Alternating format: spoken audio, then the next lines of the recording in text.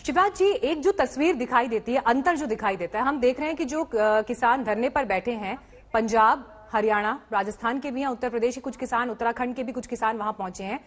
मध्य प्रदेश में ये जो विरोध है ये उतना मुखर नहीं दिखाई देता है।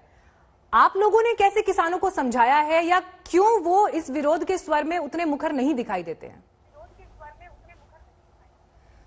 देखिए, प्रधानमंत्री नरेंद्र मोदी जी किसान हितैषी प्रधानमंत्री, उनसे बड़ा किसानों का हितैषी कोई नहीं है।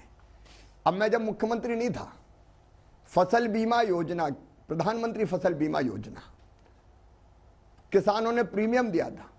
कांग्रेस की तत्कालीन सरकार ने अपने हिस्से का प्रीमियम राज्य का नहीं भरा था, इसलिए किसानों को फसल बीमा योजना की राशि नहीं मिल रही थी। मुख्यमंत्री बनते ही मैंने 2200 करोड़ रुपया प्रीमियम के जमा किए, किसानों के खाते में 3100 करोड़ रुपया गए। और उसके बाद जो रबी और खरीफ की दोनों की फसल थी 2019 की, उसके लिए 4688 करोड़ रुपया फिर फसल बीमा योजना की राशि हमने किसानों के खाते में डाली। कांग्रेस ने नहीं डाली थी, हमने फसल बीमा योजना की राशि किसानों के खाते में डाली।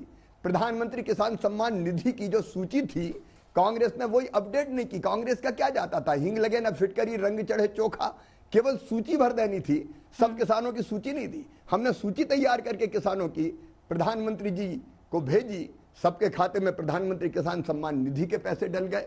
हमने ये भी तय किया कि प्रधानमंत्री किसान सम्मान निधि के साथ मुख्यमंत्री किसान कल्याण निधि की राशि भी डालेंगे, वो पैसा किसानों के खाते में चला गया। हमने अगर किसान को फसलों को नुकसान हुआ बाढ़ के कारण, उसके राहत की राशि डालना हमने प्रारंभ कर दी। प्रधानमंत्री जी ने 1 लाख करोड़ रुपए का एग्रो इंफ्रा के लिए एक आत्मनिर्भर भारत जो योजना है उसके अंतर्गत प्रावधान किया। हमने उसके प्रोजेक्ट बना लिए, हमने एफपीओज बनाए, उनको आंदोलन का हम रूप दे रहे हैं। और जहां तक खरीदी का सवाल है, मैं तो कांग्रेस के नेताओं से सवाल करना चाहता हूं, और मैडम सोनिया गांधी बताए, जब यूपीए की सरकार थी एमएसपी पे खरीदी 2009 से 2014 के बीच केवल 2,06,000 करोड़ रुपए की हुई थी।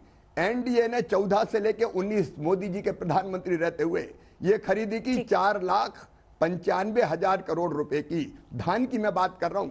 अगर गेहूं की बात करें, यूपीए के समय 1,68,000 करोड़ रुपए की खरीदी हुई थी।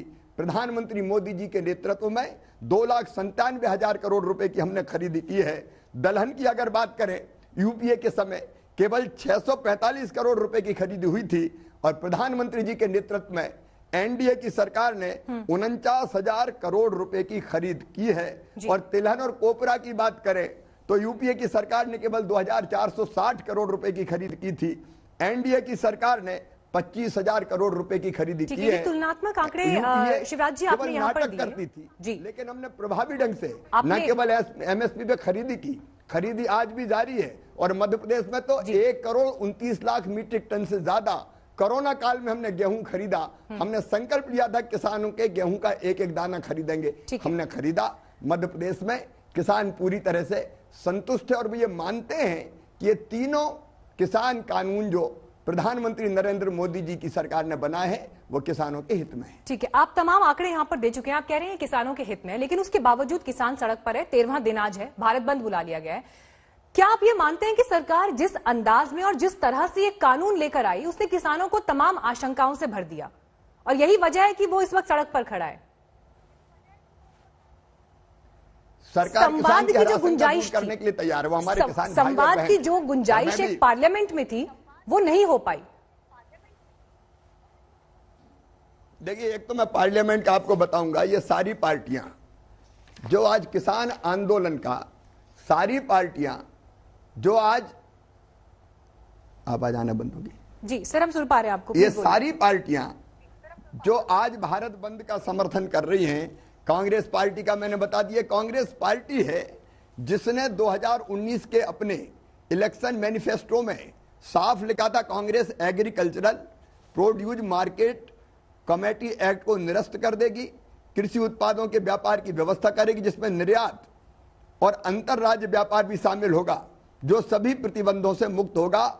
उनका यह घोषणा पत्र अभी उनकी वेबसाइट पे है, देख सकते हैं। ये बातें उनके मैनिफेस्टो में पेज नंबर 17 के पॉइंट नंबर 11 में दर्ज है। कांग्रेस ने अपने मैनिफेस्टो में वादा किया था कि वह एसेंशियल कमोडिटी एक्ट को खत्म कर उसकी जगह ईसीए 1955 के नाम से नया कानून लेकर आएगी, इसे भी उनके घोषणा पत्र में पेज नंबर 18 में देखा जा सकता है। राहुल गांधी जी स्वयं भी पहले 27 दिसंबर 2013 को यह वकालत कर चुके कि एपीएमसी एक्ट के तहत फलों और सब्जियों को डीलिस्ट कर देंगे। ये कांग्रेस कह चुकी है पहले। शरद पवार जी की बात मैंने आपसे बताई, डीएमके ने भी ये तो ये विपक्षी पार्टियों की बात हो कृषि गई। सुधारों का नहीं सर, उस समय ये बात सर विपक्षी पार्टियों की हो गई। मैं आपसे ये पूछ रही थी कि जिस तरीके से ये कानून लाया गया, चाहे डीएमके हो, किसान को भरोसे में नहीं लिया गया। मैं अपनी बात पूरी कर लूं। आम आदमी party, Swaraj party, Akali Dal, Samajwadi party, Shivsena, TMC, left party, इन सब ने समर्थन किया था। जहां तक किसानों के मन में कोई संदेह है तो खुले मन से सरकार बात कर रही है, कल फिर चर्चा होनी है। चर्चा में वो अपनी बात कहें, अपने तथ्य रखें, सरकार पूरी गंभीरता से उनकी शंकाओं का समाधान करेगी, उनकी चिंताओं को दूर करेगी और वाजिब कोई तथ्य अगर वो देते हैं तो विचार करके उस पर भी फैसला लेगी। पार्लियामेंट में सर अगर ये बहस ठीक तरीके से हुई होती, जो तमाम बातें या जो आशंकाएं आज की तारीख में एड्रेस नहीं हो पाई और वो आंदोलन की शक्ल में दिखाई दे रही हैं, तो क्या आप ये मानते हैं कि ये सूरत नहीं होती आज? आप देखेंगे अगर कि पूरे देश में, पूरे देश के परिदृश्य को अगर आप देखेंगे तो देश के ओवरऑल बड़े हिस्से में कहीं इस तरह से आंदोलन नहीं है जैसा दिल्ली की बॉर्डर पर है। लेकिन हम मानते हैं कि एक भी किसान भाई और बहन के मन में अगर शंका है, क्योंकि बाकी तो जगह शंका है नहीं, जहां मन में शंका है उन शंकाओं का समाधान होना चाहिए, उसके लिए फिर से चर्चा होनी है। ठीक है, कल की चर्चा का इंतजार रहेगा, इस पर हमारी नजर भी बनी हुई है। लेकिन आज के दिन भारत बंद होता है। हमने ये देखा कि सितंबर 2020 जब ये कानून आया, उसके बाद से प्रधानमंत्री हो, कृषि मंत्री हो, सरकार के जो पूरी मशीनरी है वो लगातार किसानों को कन्विंस करने की कोशिश कर रही थी। लेकिन उसके बाद भी अगर 4 महीने तक किसानों को विश्वास में नहीं लिया जा सका है, आप कहां चूक देख रहे हैं या आपको लगता है कहां पर काम करने की जरूरत है जो नहीं हो पाई है? देखिए, मैंने बताया कि देश भर में कहीं किसान कानूनों का विरोध नहीं है। कुछ किसानों के मन में शंका है तो उसको दूर करने के लिए लगातार चर्चा और बातचीत कर रहे हैं। इतना जरूर है कि कांग्रेस जैसी पार्टियां जिनकी दाल नहीं गलती मैदान में, फील्ड में, वो और शंकाएं बढ़ाने की कोशिश कर रही है, भ्रम फैलाने की कोशिश कर रही है, भ्रमित करने का प्रयास कर रही है। ये लोग मैदान में मुकाबला नहीं कर सकते और इसलिए किसी ना किसी बहाने आग लगाओ। कांग्रेस तो आज आग लगाऊ पार्टी बन गई है कि कैसे भी आग लग जाए, हिंसा हो जाए, भ्रमित कर दें। अब कई राज्यों में, मध्य प्रदेश जैसे, किसान नहीं निकला लेकिन कांग्रेस के नेता निकल के आग लगाने की कोशिश कर रहे हैं। ये खतरनाक खेल है जो कांग्रेस को नहीं खेलना चाहिए किसी भी कीमत पर। मैं फिर कहना चाहूंगा, किसानों के मन में शंका है तो उसके समाधान के लिए सरकार खुले हृदय से तैयार है और कल फिर से चर्चा होगी, उन शंकाओं को दूर करने का प्रयास होगा। शिवराज जी, जब अटल बिहारी वाजपेयी जी प्रधानमंत्री थे उस समय 98 में एक समय ऐसा भी आया जब कृषि मंत्रालय उन्होंने अपने पास रखा था। क्या आपको लगता है कि आज जो एक विश्वास की कमी दिखाई दे रही है, क्योंकि किसान सरकार पर भरोसा नहीं कर पा रहे हैं, यही वजह शायद वो बैठे हैं, अगर प्रधानमंत्री इसी तरह से एक बड़ी पिक्चर के तौर पर किसानों के सामने हो, फ्रंट से वो लीड कर रहे हो, या जैसे कृषि मंत्रालय, या कम से कम इस आंदोलन को हैंडल करने में वो प्रमुखता से अगर आगे दिखाई दें, तो शायद ये भरोसे को जीतने की दिशा में एक अहम कदम हो सकता है।